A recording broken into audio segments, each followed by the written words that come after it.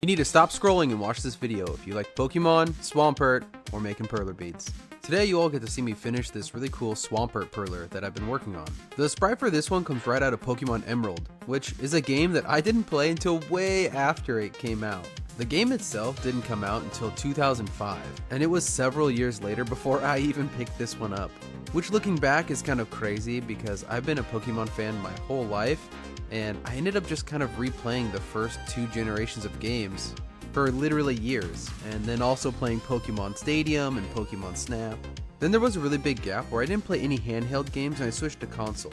But then around 2015, Omega Ruby and Alpha Sapphire came out and it kind of reignited my passion for Pokemon. Ever since then, I've picked the games back up and I've been playing them on and off throughout the years. But you all probably want to keep hearing about these sprites, and Swampert here is a pretty cool one. One of the nice things about making a sprite that looks like Swampert with all the blues is there's a ton of blues to pick from. And when I get commissions, I typically try to make sure that the sprites look as close to the in-game sprite as possible, including the color selection. Perler has quite a few different blues, so it's easy for me to choose and swap colors around to make it look better. Traditionally, a lot of these older sprites end up having a solid black outline, but for Swampert here, I swapped around some of the colors. I went with dark blue on the highlight side and then midnight for the shades, with a little bit of gingerbread for the gills. Speaking of the gills, the other colors I went with were yellow and then butterscotch, and there's a tiny bit of gold metallic. You can also see the gold metallic on the eyes too. You can see a shiny Mew up there in the corner. I think their video is coming out after this one. Swampert here has a really nice feature where a lot of the colors that it has are large chunks, so it's really easy to fill those in.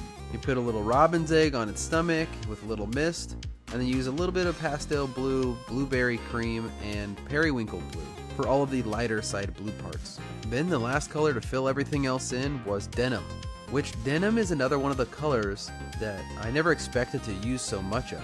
And a couple videos ago I talked about how I use a ton of gingerbread now because it's like a softer brown. Well, denim is like that for blues, but it's like a slightly darker blue that's not so vibrant. It's more of a muted blue. And if there's ever a sprite that has any shade of blue, it's probably also gonna have denim, so I end up buying a lot of denim. Come on Perler, sponsor me. If you enjoyed my content, please subscribe to my account for more Pokemon Perler Bead content. I put out daily videos and turn your comments into these cool Perlers. Okay, bye!